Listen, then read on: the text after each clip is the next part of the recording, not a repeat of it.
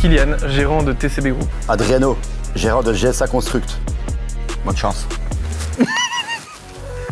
Il rigole. Donc je peux me mettre derrière lui, le prendre en clé de bras, comme ça.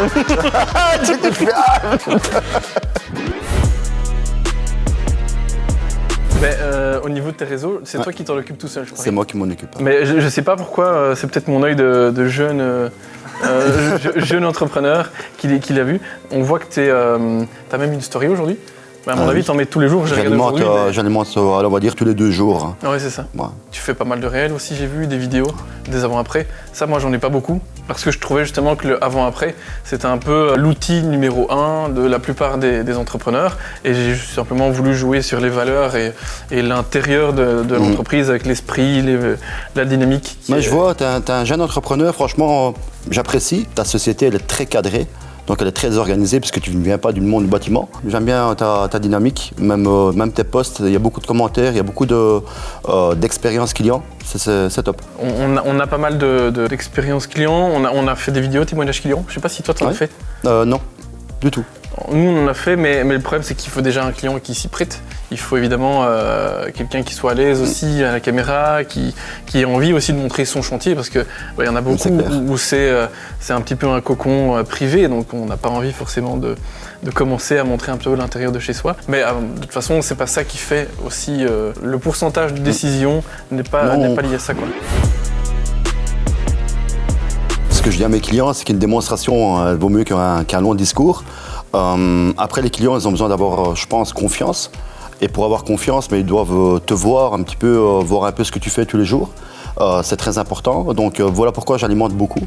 Donc je mets aujourd'hui, j'ai mis une story, on va dire, d'un bâtiment qu'on est en train d'effectuer. Et voilà, au moins les clients, ils ont peut-être le projet de construire dans 1 an, dans 2 ans.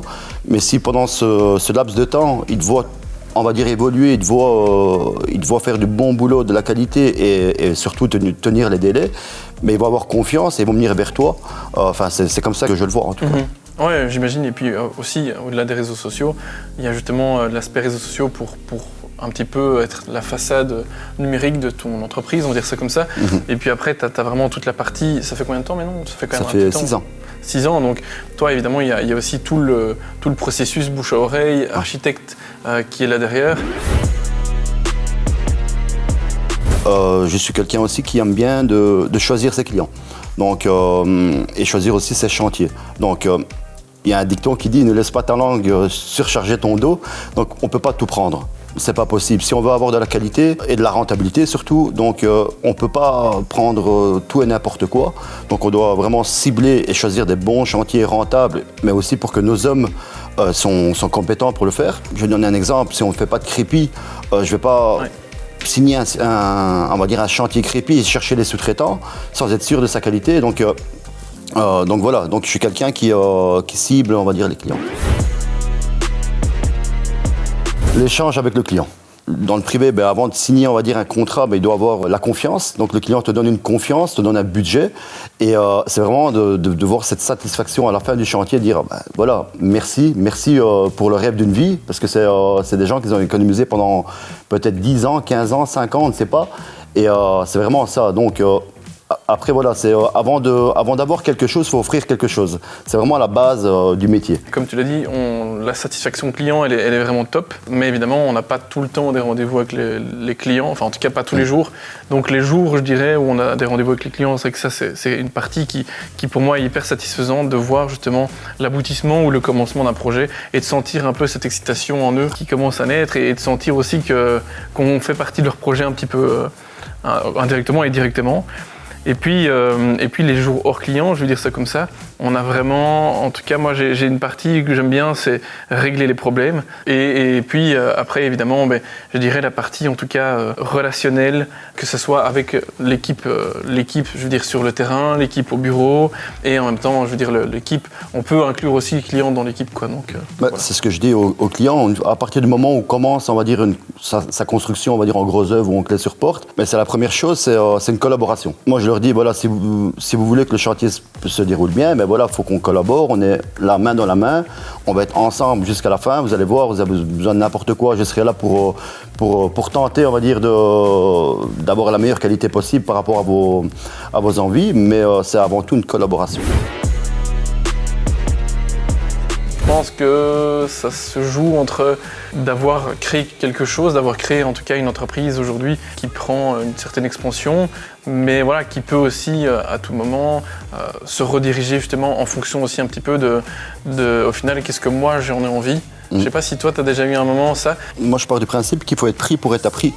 Donc, on ne peut pas tout savoir. C'est la vie qui nous apprend tous les jours. Donc, on apprend de ses échecs pour évoluer. Donc, on se remet, enfin, en tout cas, pour ma part, je me remets en question tous les jours. Il y a 6 ans, j'étais ouvrier. Et aujourd'hui, on est une vingtaine, on est 19 plus précisément. Donc, j'ai un gestionnaire de chantier, j'ai un conducteur, j'ai une secrétaire, j'ai des salariés top. On a une bonne évolution, on va dire, en 6 ans de temps. Mais au-delà de ça, ce que je suis le plus fier, c'est d'avoir créé une grande famille. Mes hommes et moi, on est comme une grande famille. On est comme une chaîne, c'est ce que je leur dis. Moi, sans eux, je ne suis rien. On est tous main dans la main. Si on a besoin l'un de l'autre, on est là. Et personne n'est dénigré. Donc, le manœuvre, c'est pas, on va dire, je vais parler grossièrement, mais c'est pas un chien. On peut apprendre aussi, j'apprends aussi de mes manœuvres, de mes stagiaires tous les jours. Là, je suis fier. Pour moi, le chantier le plus rentable, c'est des villas. Également des blocs d'appartements qui vont de 1 à 15 appartements. Ça, j'adore parce qu'il y a beaucoup de rentabilité. Mais écoute, pour ma part, la partie de chantier le plus rentable, je pense que ça se situe vraiment dans la partie finition chez nous. Ça va de la cloison, donc vraiment en fait du parachèvement jusqu'à la finition, comme dans le gros œuvre, en fait dans le bloc et la brique, on connaît en fait automatiquement le nombre de mètres carrés qu'une personne peut faire avec tel matériau, et donc on sait se baser sur un prix d'achat matériaux, et sur évidemment le nombre de mètres carrés par rapport à une personne, et automatiquement en fait avec ces deux après, il y a d'autres facteurs évidemment à ajouter, mais en tout cas, avec ces deux paramètres-là en compte, tu sais automatiquement ajuster ta rentabilité comme tu le souhaites. Pour une maison, une villa, en 7 jours, je pense qu'on a plus que le temps d'élaborer, on va dire, une bonne offre. J'envoie le devis premièrement par email, et par la suite, je lui demande un rendez-vous. Parce que c'est très important d'avoir un devis, mais c'est aussi super important de savoir, voilà, le devis, il propose quoi. Donc moi, je demande de voir les clients face à face et de leur expliquer.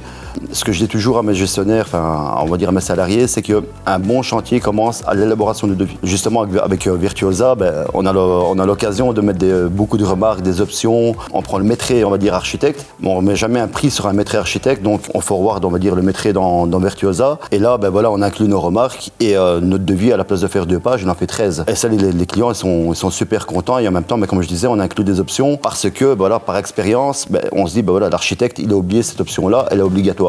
Donc, quand le client vient au bureau, mais là, généralement, ça dure 2-3 heures. Oui. Mais je prends vraiment le temps de lui expliquer, point par point, ce que je propose. Donc, et là, on change, il me pose des questions, donc je réponds, et on part un peu, donc on se projette. Avant de parler de prix, c'est très important de parler de ce qu'on fait. Et c'est super important aussi d'avoir la confiance du client. J'aime bien comment ça se passe chez toi. Alors après, une question juste, c'est tu prends le temps, 2-3 heures avec le client, une fois qu'il a en tout cas donné un intérêt et une approbation, ou juste simplement dès le départ, tu prends le temps? Dès le départ, parce que c'est important. Voilà, il y a beaucoup d'entrepreneurs. Si on parle du gros œuvre ou on va dire du plafonnage, tous les entrepreneurs font du gros œuvre ou du plafonnage, mais c'est important de se différencier par rapport à un autre. Ça, c'est de 1, et de 2, c'est super important de donner l'information au client. Et si le client a l'information et il a la confiance, directement, il va vouloir signer avec vous. Nous, on fonctionne en général aussi sur une semaine, des fois un peu plus, maximum 10 jours en général. Nous, justement, on essaie d'optimiser le temps. Pour éviter en fait simplement de trop passer de temps sur un dossier et finalement en fait se rendre compte que derrière il y en a eu 25 autres et en fait on est un de plus dans la chaîne et ça va juste faire plaisir à quelqu'un et en fait ça nous apporte rien. Donc on part du principe qu'on fait d'abord un projet sur base des désirs, en tout cas des desiderata de la personne. Et après, en fait, on fixe un projet qui est encore assez vague, assez flou, parce que toi, tu as directement, je veux dire, un maîtrise d'architecte.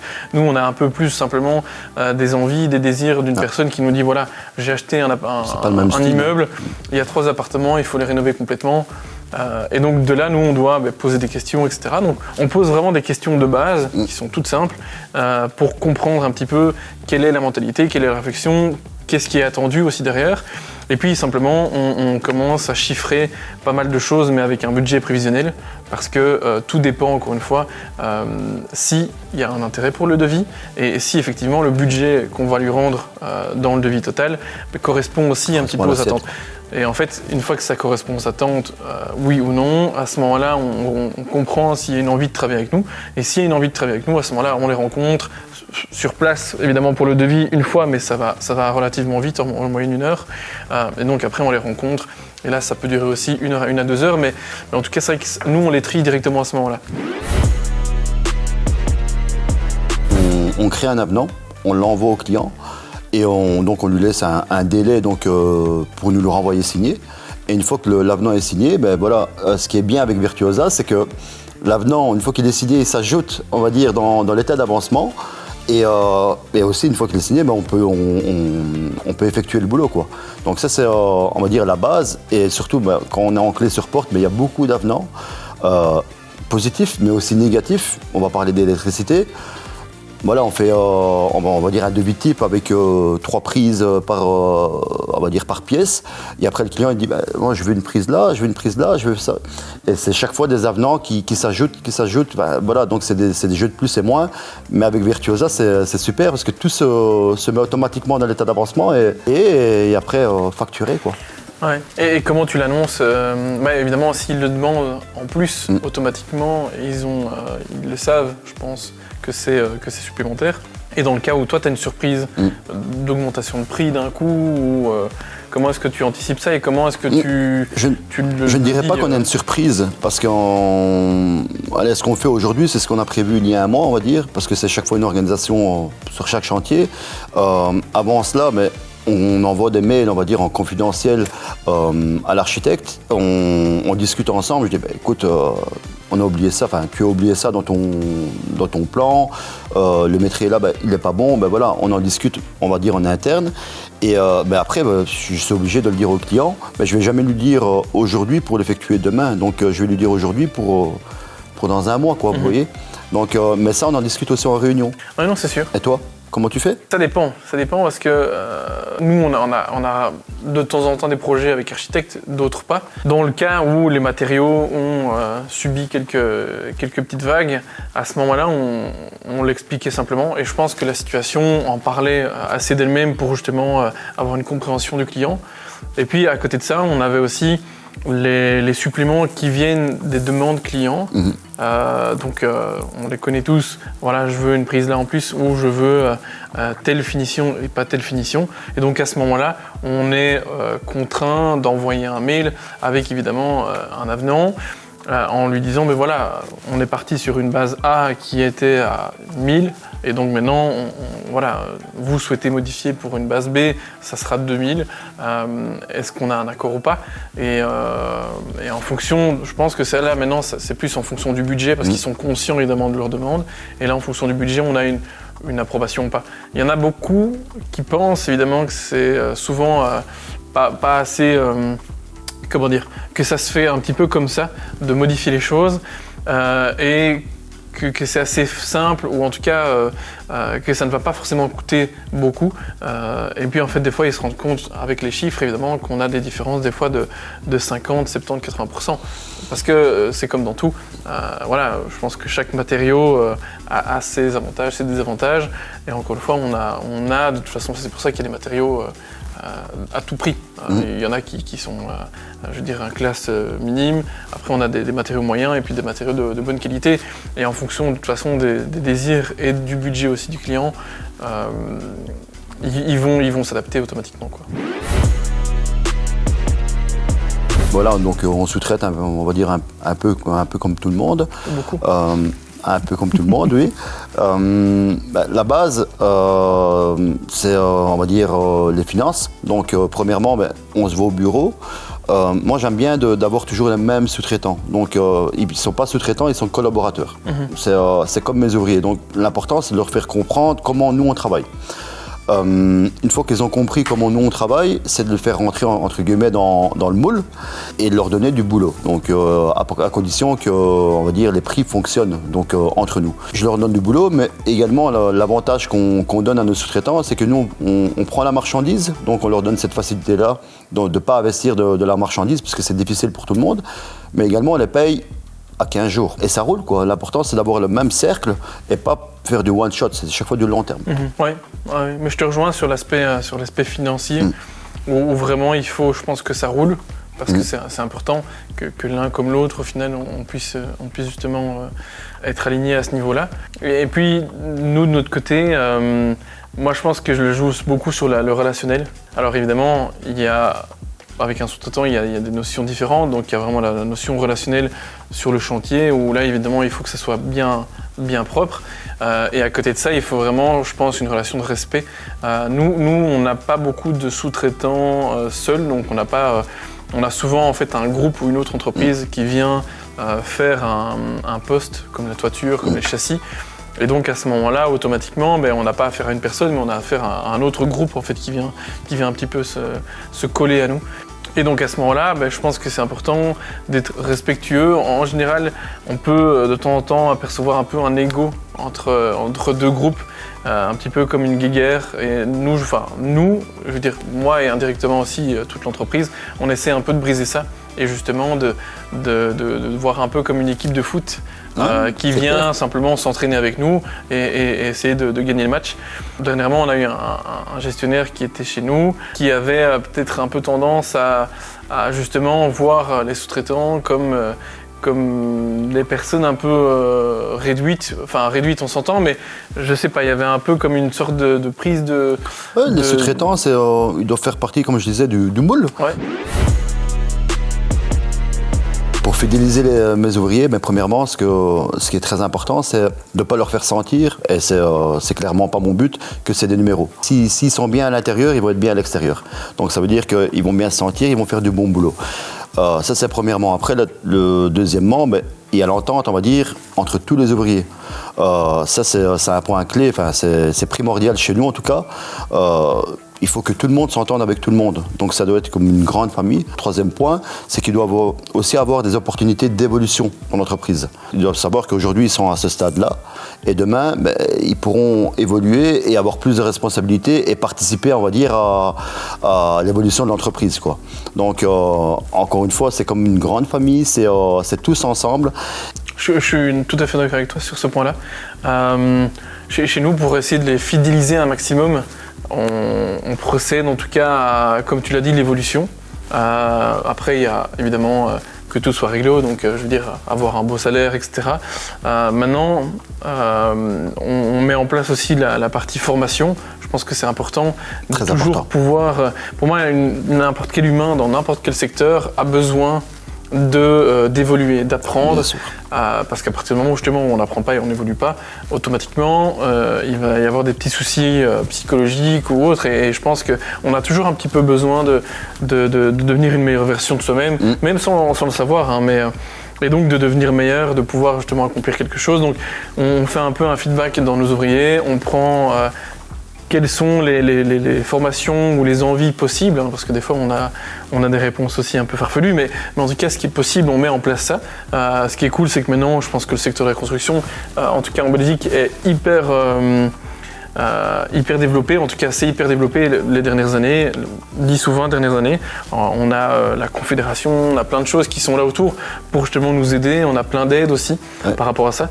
Et donc, en tout cas, à partir du moment où tu leur donnes, je veux dire, une personne normale va se sentir redevable et va en tout cas pouvoir voir aussi qu'est-ce que l'entreprise a fait pour elle, et automatiquement ça va un peu lier les deux. Donc dans 10 ans, en quelques mots, je pense que je me vois toujours au même endroit, mais avec évidemment une expérience, une stabilité, une organisation encore plus haute. mais surtout une liberté. Une liberté, je veux dire, pour moi personnellement, et en même temps aussi une sorte de liberté pour l'entreprise, parce qu'on aura eu justement 10 ans pour devenir un train autonome, quoi. Moi, ce que j'imagine dans 10 ans, si je ferme les yeux là maintenant, c'est d'avoir une entreprise premièrement stable. Je ne veux pas avoir 200 ouvriers ni 100 ouvriers. Je veux avoir mes ouvriers que j'ai aujourd'hui. J'espère qu'ils vont rester toute leur vie avec 10 ans d'expérience en plus. Mais surtout, il faut que les clients ils viennent chez nous pour la qualité et ils sont prêts à payer un service pour ça. À partir du moment où je suis clair avec moi et que je sais où je veux emmener mon entreprise, automatiquement, il y a des choses à mettre en place. Et en fait, la seule chose qui va faire que ces choses vont se mettre en place, c'est l'application. Je pense qu'il n'y a rien qui peut aujourd'hui m'empêcher, à part que j'ai un problème, je veux dire personnellement, c'est-à-dire mourir ou autre chose. Mais c'est pas prévu aujourd'hui. Donc voilà. Non. Moi, ce qui m'empêcherait d'y arriver, je vais répondre comme toi, rien du tout. Parce que mon seul adversaire, c'est moi. Donc tous les jours, c'est moi contre moi. Je suis toujours quelqu'un qui veut pousser les limites. Et si un jour je n'y arrive pas, c'est parce que j'aurais dit, écoute, je ne veux plus, j'arrête, je passe à autre chose. Mais c'est pas le but. Donc voilà, je suis dos contre un mur et j'avance. Premièrement, c'est un métier de dingue. Dans le sens que c'est un métier qui est fort soumis à la pression. Donc on génère, on va dire, du stress tous les jours, mais il faut premièrement le canaliser. C'est ce que je fais. Moi, j'arrive à le canaliser, le laisser et en faire une force. Oui, on travaille beaucoup plus que tout le monde, mais pour moi, c'est pas un travail. J'aime ce que je fais. Donc j'aime ce que j'offre aux clients, j'aime ce que je fais, même quand le dimanche, je suis à la maison sur le PC toute la journée, mais je le gère facilement parce que j'aime ce que je fais. Et c'est la base. Au départ, j'étais à 100% même réponse. Et puis, pareil, petite introspection, petite remise en question par rapport à plein de choses. Et maintenant, j'essaie de prendre donc les choses qui se passent au boulot, comme les problèmes, comme la pression, le stress, etc., de manière totalement rationnelle. Et justement, je pense que c'est un travail de traiter step by step. Et donc, que ce soit un problème, une pression, peu importe, simplement de se dire, ok, je me mets à mon bureau, je traite l'information. Une fois que c'est fait, en fait, automatiquement, je peux traiter autre chose ou je peux aller profiter de ma soirée, de mes vacances, etc. Après, en tout cas, c'est ce que je pense. Pour faire du bien à l'extérieur, donc pour la famille, pour l'entreprise, pour tout le monde, il faut faire du bien à l'intérieur. Donc, c'est important de prendre du temps pour toi, pour soi-même, on va dire, et c'est important de donner aussi du temps à sa famille.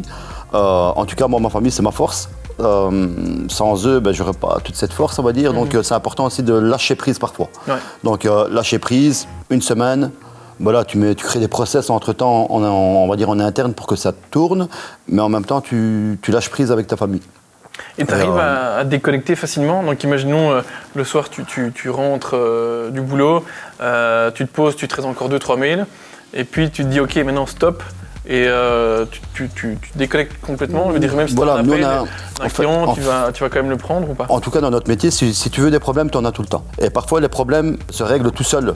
Ok, parce que partir partout, essayer de régler les problèmes tout le temps, et au final, tu vas faire que régler des problèmes. Ok, parfois, tu dis, écoute, après 16 heures, tu fais ce que tu as en priorité, et tu vas voir qu'à 16 heures, ton chef d'équipe va venir, il va dire, écoute, boss, c'est réglé.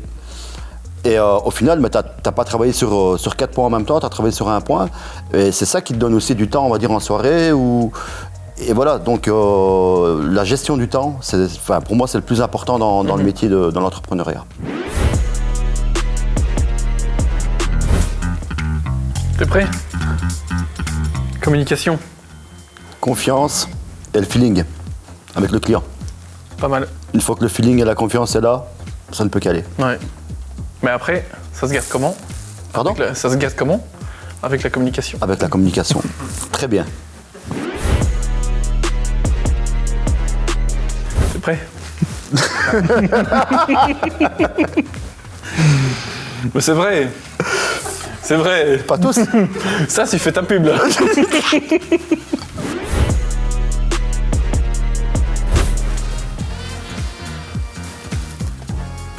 18 mois. Mais pas assez longtemps. 2 ans et demi. Et si j'avais su, ça aurait fait 6 ans. Parce que j'utilise tous les jours.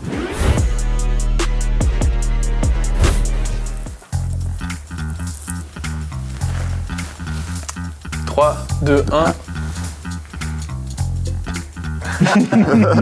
T'as vu quoi? Montre. Ah, trop fort. Organisation, rentable, finance. Ah oui. Trop bien, hein? Et c'est fort, hein. Bah, l'organisation, la rentabilité et les finances, parce que avec le programme, on fait tout de A à Z. Donc on organise, on rentabilise, Ouais. après on facture. C'est fort, hein. Bon, j'ai mis trop cool au lieu de finance. Je me suis loupé. Mais Bah, c'est cool, c'est trop cool. 3, 2, 1. T'as mis quoi? Le planning. Et toi, t'as mis quoi? Devis, parce que c'est là que tout commence. Et C'est vrai. on sait mettre beaucoup de choses dans le devis. S'il n'y a pas de planning, avec les carnets de route, avec tout ce que ça englobe, les camionnettes, avec quels collègues tu vas, etc., ils sont perdus. C'est clair. Allez, go. Évolution. Évolution personnelle. Ouais. C'est plus ça. Chaque jour, d'apprendre chaque jour comme un nouveau jour et tenter d'apprendre tous les jours, quoi. J'ai mis sur ma plaque, donc prendre un bon outil, Virtuosa. Mais en fait, par bon outil, je voulais plus parler en fait de pouvoir en fait avoir une base comme un ordinateur qui te donne en fait un peu toutes les connaissances que tu dois avoir. Imaginons si tu devais recommencer ton entreprise avec rien, mais avec Virtuosa et tout ce que Virtuosa peut t'apporter, tu aurais, enfin c'est une question, est-ce que tu aurais gagné 2 ou 3 ans, je vais dire, Bien sûr. d'avancement ou d'expérience? C'est pour ça que je marque l'évolution, c'est l'évolution de tous les jours. Ouais. Moi aujourd'hui, depuis que j'ai Virtuosa, je l'ai dit dans une de mes vidéos Virtuosa, je ne peux plus m'en passer. D'ailleurs, tout le monde travaille avec Virtuosa, on va dire tous mes salariés, et je gagnais énormément de temps et tout, mais il y a 2 ans, on va dire il y a 2 ans et demi, je travaillais tout autrement.